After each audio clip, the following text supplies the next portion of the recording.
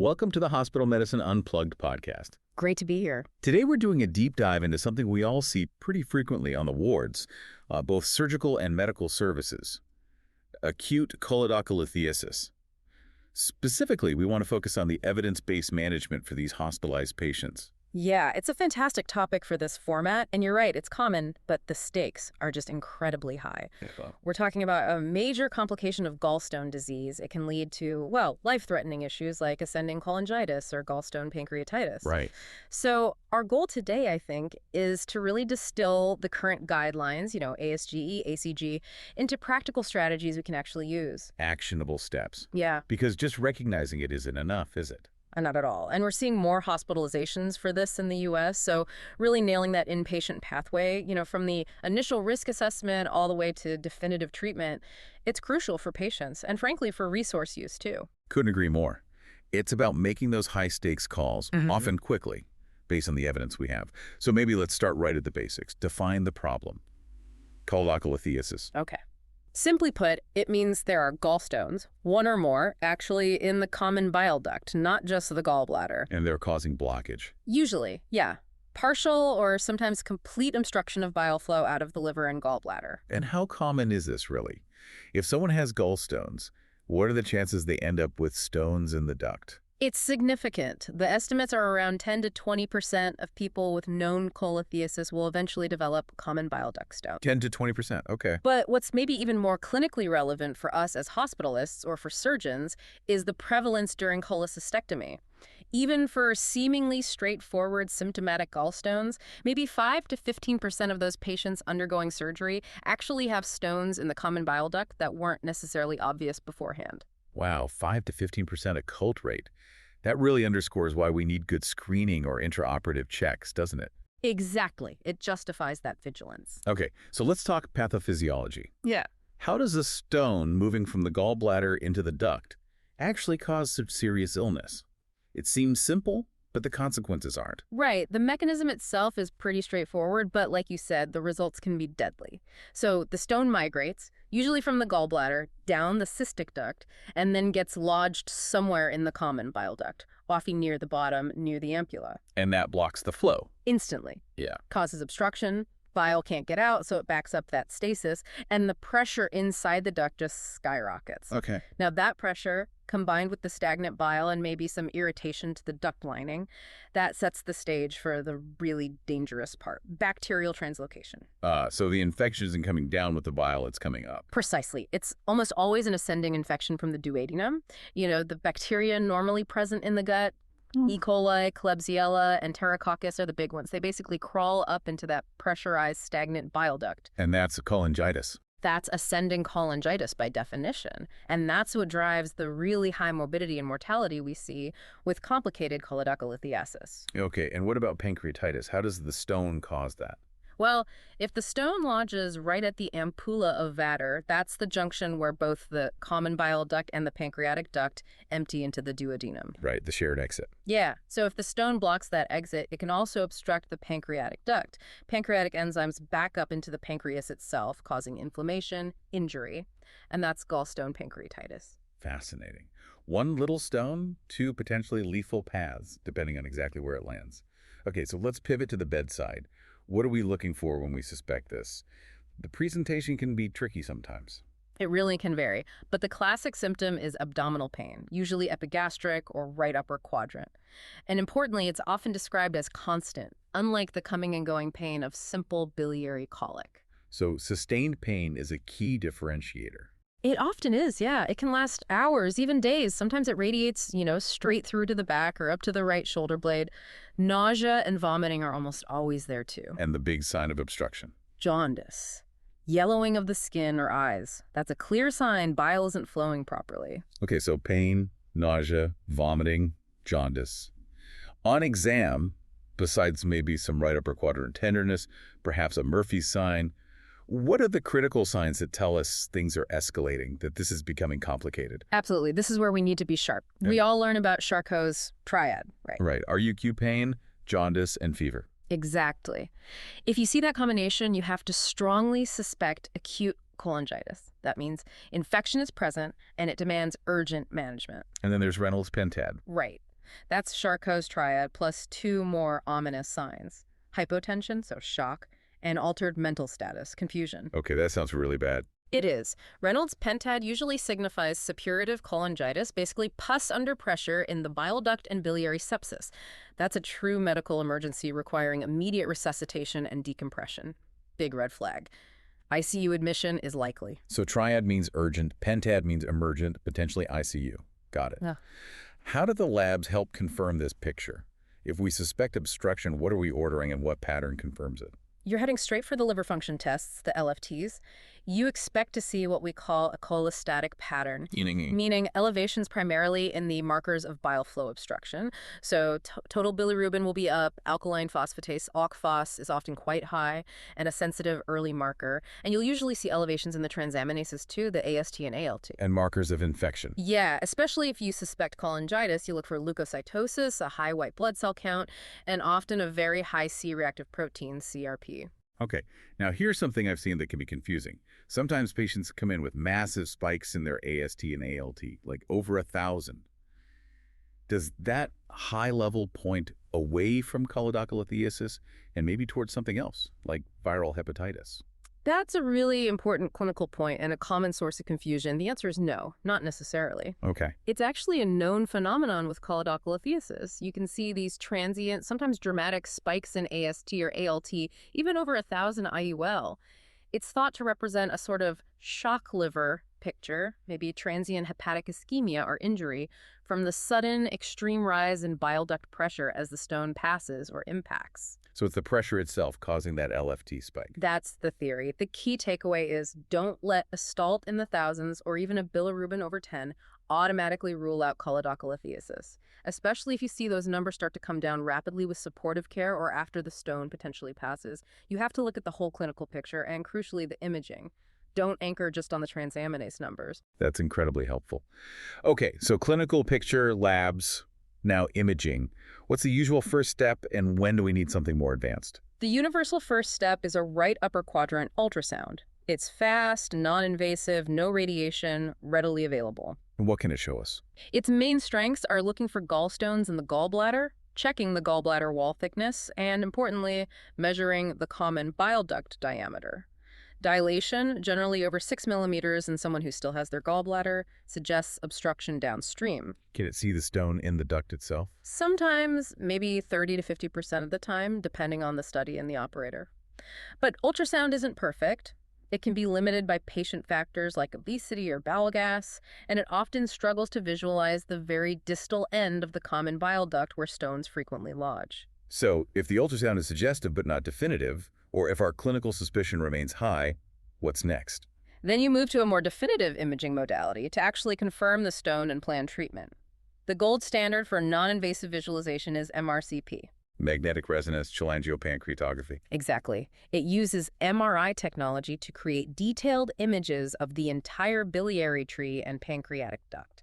And why is it considered the gold standard? Its accuracy is just excellent. Sensitivity is typically quoted around 92% and specificity up to 97% for detecting CBD stones.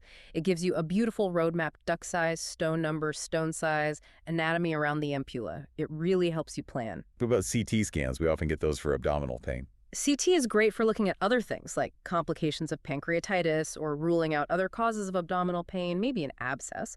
But for actually visualizing stones within the bile duct, especially non-calcified stones, and seeing the ductal anatomy clearly, MRCP is superior. Okay, so ultrasound first, then MRCP for confirmation if needed. Now, this leads us right into the decision about intervention, specifically ERCP, endoscopic retrograde cholangiopancreatography. It's effective, but it carries risks. Right? Pancreatitis being the big one. Absolutely. The overall adverse event rate for ERCP is somewhere in the range of 6 to 15% in many series. Post-ERCP pancreatitis is the most common serious complication, occurring in maybe 2 to 10% of cases. You can also see bleeding, infection, even perforation. Which is precisely why we don't just send everyone with suspected stones for ERCP. Exactly. And that brings us to the risk stratification guidelines, primarily from the ASGE and ACG. These are designed specifically to identify patients who have a high enough probability of having stones to justify the risks of ERCP, and crucially, to avoid the procedure in those unlikely to have stones. Makes sense. So how do they break it down? High, intermediate, low risk. That's right, 3 tiers. High, intermediate, and low risk. It's based on a combination of clinical findings, lab results, and imaging findings. Okay, let's start with high risk. Yeah. Who falls into this category? These are the patients heading straight for intervention, right? Correct. If a patient meets any one of the high-risk criteria, the recommendation is generally to proceed directly to ERCP, often urgently depending on the clinical scenario. And what are those criteria? There are 3 main ones. First, you actually see a common bile duct stone on imaging, whether that's ultrasound, CT, or ideally MRCP. Stone visualized equals high risk. Okay, that's straightforward.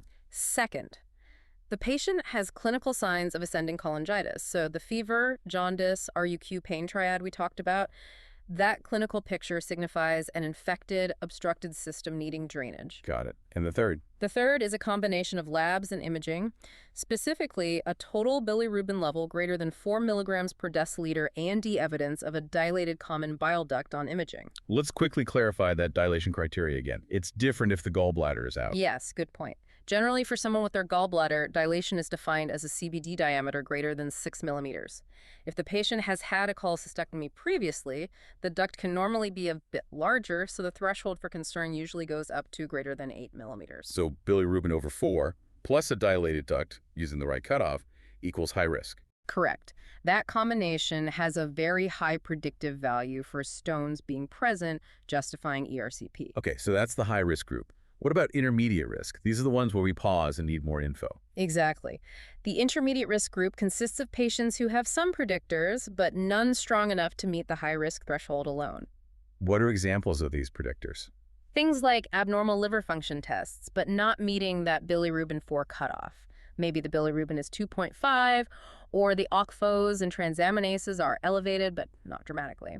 Another predictor is age greater than 55 years older. Age itself is a slight risk factor. Okay. And the third main one is seeing a dilated common bile duct on imaging, but without the bilirubin being above 4. So dilation alone or abnormal LFTs alone below the high-risk cutoff, or age 55, any one of these puts you in the intermediate category. And for these intermediate risk patients, the guidelines say don't go straight to ERCP. Correct. For this group, the recommendation is to get further diagnostic confirmation before proceeding to an invasive procedure. The pretest probability isn't high enough yet. So what's the next step for them? More imaging? Yes. The preferred next steps are either MRCP, if not already done, or endoscopic ultrasound, EUS. EUS. Tell us about that. EUS is performed by an endoscopist. It involves passing an endoscope with a small ultrasound probe on the tip down into the duodenum. From there, you can get very high-resolution images of the pancreas, the bile duct, and surrounding structures, often better than MRCP for visualizing small stones, especially in the distal duct. And the advantage is if they see a stone. If EUS confirms a stone and the patient is prepared, the endoscopist can often proceed directly to therapeutic ERCP in the same session. It acts as a very effective diagnostic gatekeeper, confirming the need for intervention before you commit to the risks of ERCP. That makes a lot of sense. So intermediate risk, it's MRCP or EUS, and then the low risk group. Low risk is simple. These are patients who have none of the predictors we've discussed, no clinical signs of cholangitis, normal LFTs, no ductal dilation on ultrasound, not elderly. So basically nothing suggests a CVD stone. Right. The probability is considered very low. For these patients, the recommendation is to proceed directly to laparoscopic cholecystectomy without any further preoperative evaluation of the common bile duct. Though the surgeon might still choose to do an intraoperative cholangiogram. They might, yes, especially if there was maybe mild LFT elevation that normalized or just some lingering clinical concern. But the point is you've avoided an unnecessary preoperative ERCP or MRCP US based on the stratification. It's a very logical system. It really is. Okay, so we've risk stratified. Now, before we jump into the definitive procedures like ERCP or surgery, let's cover the crucial initial steps. Stabilizing the patient. This is core hospital medicine. Absolutely critical. Especially for anyone presenting with cholangitis or severe symptoms, the foundation is supportive care, first and foremost. Prompt, aggressive 5E fluid resuscitation. Why is that so important? Many of these patients are significantly volume depleted. They've had nausea, vomiting, maybe fever causing insensible losses, poor intake, possibly third spacing if they're septic. You need to restore hemodynamic stability and ensure adequate organ perfusion, especially renal perfusion, before you subject them to anesthesia or a procedure. Makes sense. What else? They need to be made NTO, nothing by mouth, right away, in anticipation of a potential urgent procedure. Pain control. Essential. Good pain management, whether it's opioids or non-opioids, based on the severity. Also, very important before invasive procedures. Check coagulation status and correct any coagulopathy. You don't want bleeding complications from an ERCP sphincterotomy. Good point. And close monitoring, obviously. Continuous monitoring of vital signs, urine output, mental status, and serial labs watching the LFTs, white count, renal function to track their response to initial measures. Now, if cholangitis is suspected, based on that clinical triad or pentad, antibiotics are key, right, as a bridge to decompression. Absolutely critical and potentially life-saving. They need to be started early, as soon as a diagnosis is suspected. What kind of coverage are we aiming for? You need broad-spectrum IV antibiotics that cover the likely culprits, those ascending enteric organisms we mentioned. Gram-negatives like E. coli, Klebsiella, and also Enterococcus are important targets. So what are some common empiric regimens? A beta-lactam-beta-lactamase inhibitor combination like piperacillin tazobactam, Zocin, is a very common and effective choice, offering broad coverage. Okay. Alternatively, you could use a third-generation cephalosporin, like ceftriaxone, combined with metronidazole to ensure anaerobic coverage. Local susceptibility patterns might also guide the choice. And a crucial procedural point before starting those antibiotics. Yes, always obtain blood cultures before administering the first dose of antibiotics if possible. This helps identify the specific organism later and allows for tailoring or de-escalating therapy once sensitivities are back. Good reminder. Okay, patient is stabilized, fluids running, antibiotics on board if needed. Now, the timing of definitive biliary decompression via ERCP. You mentioned urgent versus early. Let's clarify that. When is it truly urgent, like within 24 hours? Urgent ERCP, meaning within 24 hours, is really reserved for patients who are actively septic or showing signs of severe cholangitis. So that's the patient with persistent hypotension despite fluids, altered mental status, Reynolds pentad, or just profound systemic toxicity. The goal there is immediate source control, get the pressure down, get the infected bile draining. It's life-saving. Okay, so severe cholangitis or biliary sepsis means ERCP within 24 hours. What about the stable patient who still meets high-risk criteria but isn't septic? For that patient, maybe they have a bilirubin of 5 and a dilated duct, but they're hemodynamically stable. A febrile and early ERCP is appropriate. That's generally defined as within 72 hours. Why the slightly longer window? It allows time for thorough stabilization, perhaps optimizing comorbidities, correcting any coagulopathy fully, and importantly, coordinating endoscopy schedules and staffing, which can be a practical challenge. You still want to address the obstruction relatively quickly to prevent them from developing cholangitis, but you have a bit more breathing room than in the actively septic patient. Okay, that distinction is clear. Okay. Now let's get into the procedure itself, ERCP. We know the goal is stone removal and decompression. How is that actually done? So the endoscopist guides the scope down to the duodenum, identifies the ampulla of Vater where the bile duct opens. Then they cannulate the bile duct, inject contrast to visualize the anatomy in stones. That's the cholangiogram part. Right. The next standard step is usually an endoscopic sphincterotomy, or ES. Using electrocautery, a small cut is made in the sphincter muscle surrounding the duct opening. Why is that necessary? It widens the opening significantly. This makes it much easier to get instruments into the duct to remove the stones, and it also helps prevent small stones or fragments from getting stuck again later. It facilitates drainage. Okay, sphincterotomy done. How do the stones come out? Typically, a balloon catheter or a wire basket catheter is passed up the duct beyond the stones. The balloon is inflated or the basket is open, and then it's withdrawn, sweeping or capturing the stones and pulling them out into the duodenum where they can pass naturally. What if the stones are too big or too hard to just sweep out? That's where adjunct techniques come in. If stones are very large or impacted, the most common approach is mechanical lithotripsy. Breaking the stone. Exactly. A special, sturdy basket, guided by a wire, is used to capture the stone. Then, the catheter system is used to crank down on the basket, mechanically crushing the stone into smaller pieces. These fragments can then be removed with the basket or balloon or flushed out. Are there other options for really difficult stones? Yes, though less common now. Things like papillary balloon dilation, stretching the sphincter instead of cutting it, might be used in certain situations. And in specialized centers, intracorporeal lithotripsy using laser or electrohydraulic probes passed through the scope can be used to fragment very hard stones. Okay. What if Despite best efforts, you just can't get all the stones out in one session. Maybe the patient is unstable or the stone burden is huge. What's the safety net? The safety net is biliary stenting. If complete stone clearance isn't feasible or safe at that initial ERCP, the endoscopist will place a temporary stent across the obstructed area. What kind of stent? Usually a plastic stent, sometimes a covered, self-expanding metal stent. The stent essentially bypasses the remaining stones or stricture, ensuring that bile can drain freely. This relieves the pressure, resolves the jaundice and infection, and buys time. Buys time for what? Buys time for the patient to stabilize further, maybe for inflammation to subside, allowing for a planned second ERCP later for definitive stone removal and stent removal. It's crucial to remember these are temporary measures. Right, we'll come back to stent surveillance. So ERCP is the primary tool. But this raises the question of overall strategy, especially for stable patients who need both stone clearance and their gallbladder out, eventually. The single-stage versus two-stage debate. Yes, this is a really important area where practice is evolving. The traditional approach has been two-stage. First, ERCP to clear the duct, then the patient recovers, and later, often during the same admission but sometimes weeks later, they undergo laparoscopic cholecystectomy. That sounds logical, but maybe not the most efficient. Exactly. The alternative and increasingly preferred approach, when feasible, is a single-stage strategy. Meaning doing both at the same time. Essentially, yes, combining the gallbladder removal and the common bile duct clearance in one anesthetic event. How is that done? The most common way is laparoscopic cholecystectomy with intraoperative common bile duct exploration, or LCBDE. The surgeon removes the gallbladder laparoscopically, and then using specialized laparoscopic instruments and sometimes a small scope called a choledocoscope, they explore the common bile duct and remove the stones. Through the cystic duct stump. Uh-huh. Or the vital hole. It can be done either way.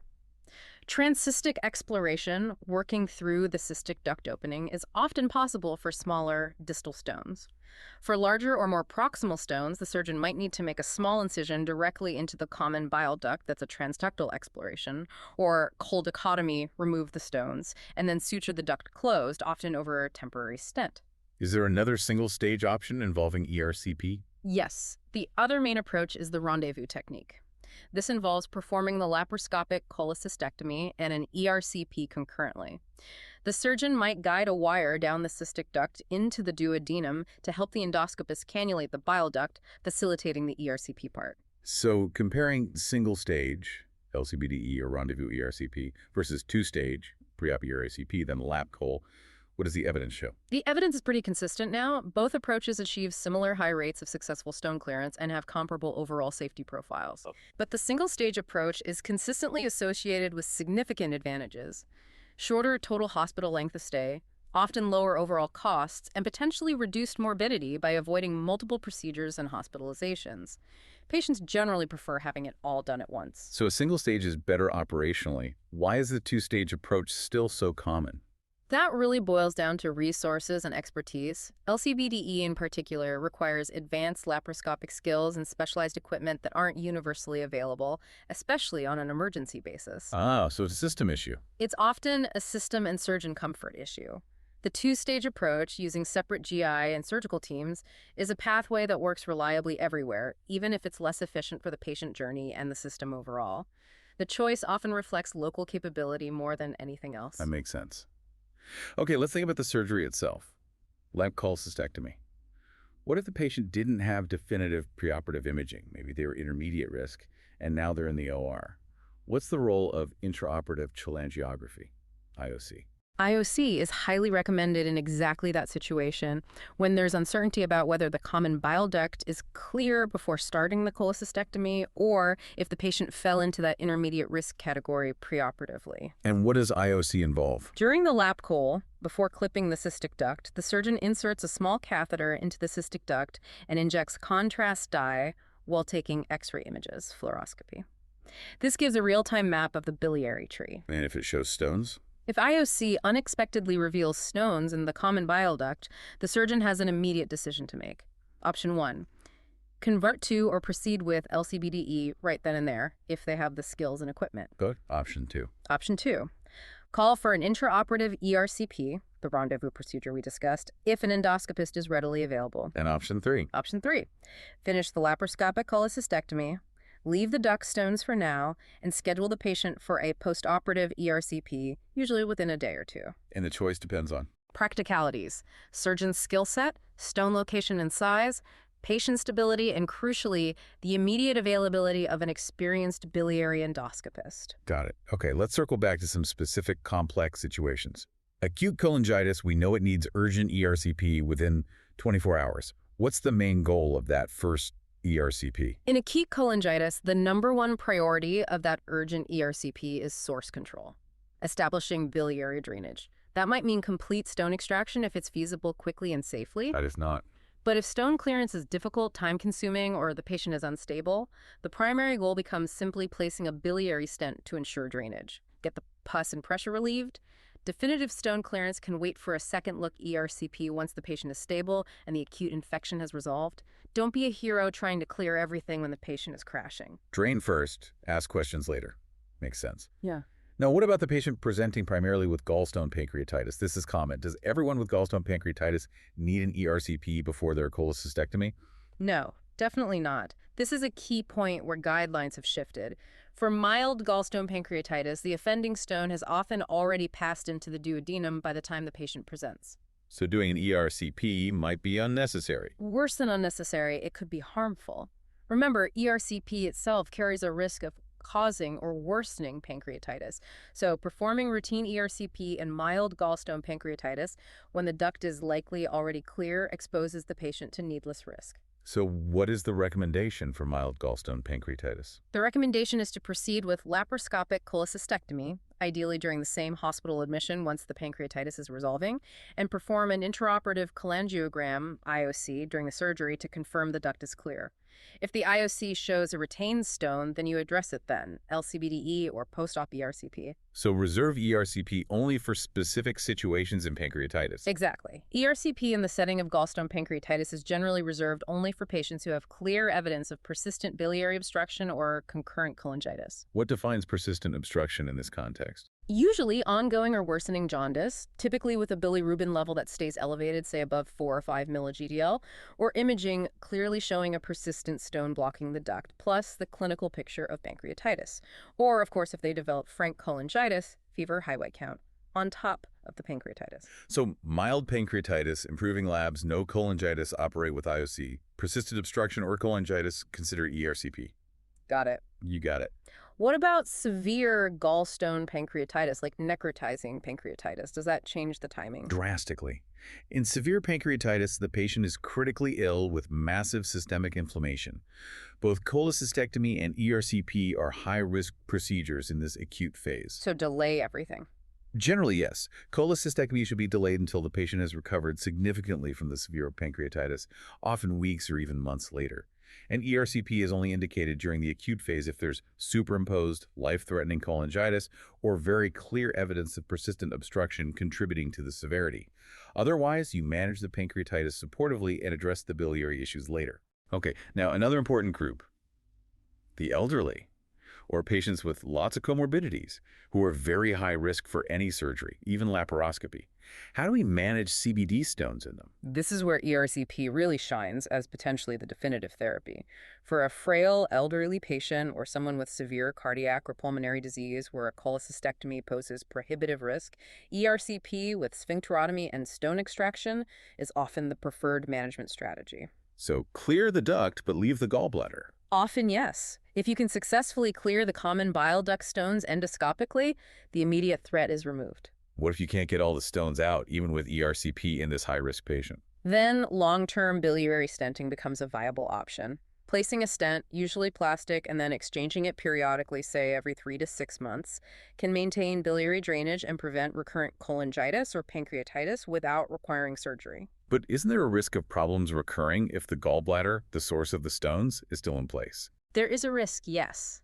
But the key here is balancing risks. For patients with truly prohibitive surgical risk due to comorbidities, the data suggests that leaving the gallbladder in situ after successful duct clearance, or while managing with stents, does not significantly increase their risk of having a severe, life-threatening recurrent biliary event compared to the very real risks of undergoing the cholecystectomy itself. So it's an individualized decision, weighing the risk of surgery against the risk of recurrence from the gallbladder. Precisely. For the high-risk patient, managing the duct might be sufficient and safer overall. That's a crucial nuance. Okay, let's move to post-procedure management. Assuming the duct is cleared, either by ERCP or LCBDE, how quickly should the cholecystectomy happen to prevent future problems? The guidelines, like from ASGE, are quite clear on this. They strongly recommend cholecystectomy during the same admission, index admission, whenever possible, or at least scheduled early, typically within 6 to 12 weeks after successful ductal clearance. Why the urgency? Because the risk of recurrence is substantial if you delay. Leaving the gallbladder in place after clearing the duct is just asking for trouble. How substantial is the risk? Studies show that if you discharge a patient after duct clearance with plans for a delayed cholecystectomy, there's about an 18% risk, nearly 1 in 5, that they will have another significant biliary event like recurrent pancreatitis or cholangitis before they even make it back for their scheduled surgery. 18%, that's high. It's unacceptably high, really.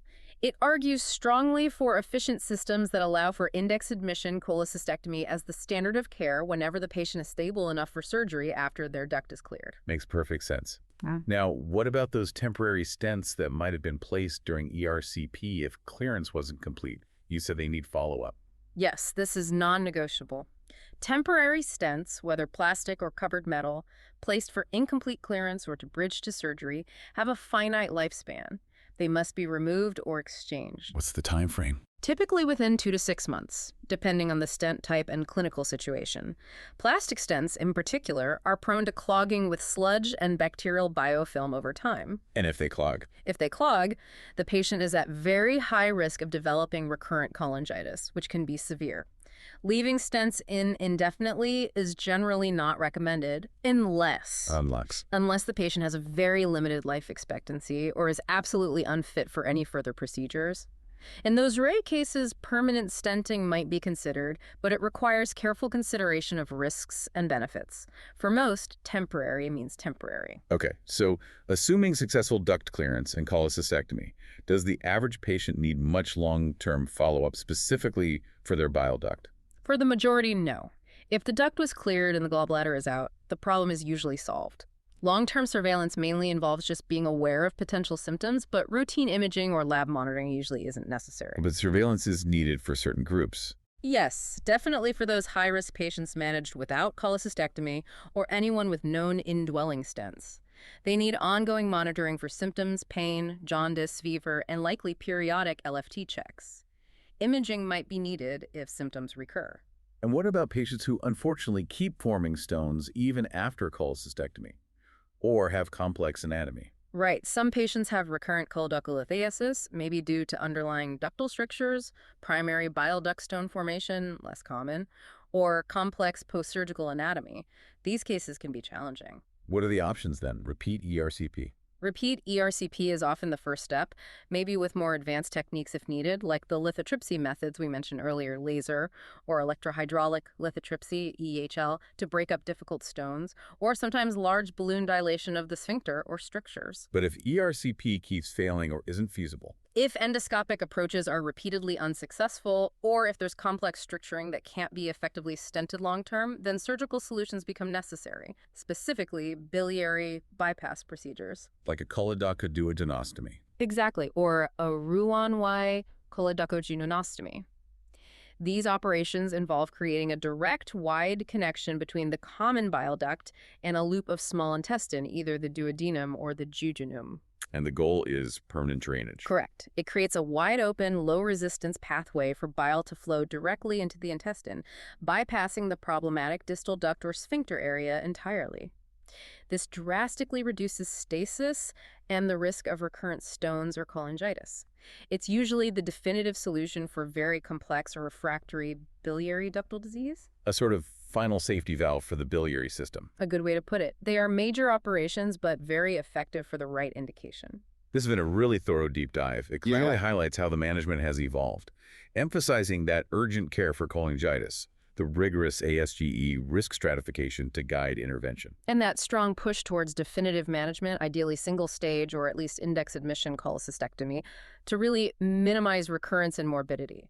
It really brings up a final thought, perhaps a provocative one for us working in the hospital. Go on. Given that the diagnostic pathways and treatment algorithms are becoming pretty well defined by guidelines, maybe the biggest variable influencing outcomes now isn't just clinical acumen, but system efficiency. Meaning, how well can we actually execute these pathways? How seamless is the coordination between emergency departments, hospital medicine, gastroenterology for potentially urgent ERCP, and acute care surgery for timely LCBDE or cholecystectomy? The operational side. Exactly. Yeah. The ability to schedule and perform these interventions efficiently, getting that MRCP quickly, getting the ERCP done within the right time frame, getting the patient to the OR for definitive surgery without delay. That coordinated dance between services might be the single most critical factor in truly optimizing outcomes, reducing length of stay, and preventing those costly readmissions for recurrent problems in patients with acute choledocholithiasis. It's a system challenge as much as a clinical one. That's a fantastic point to end on. It's not just knowing what to do, but having the system in place to do it effectively and efficiently. Really crucial. Thanks so much for walking through all of this. My pleasure. It's a complex topic with lots of moving parts.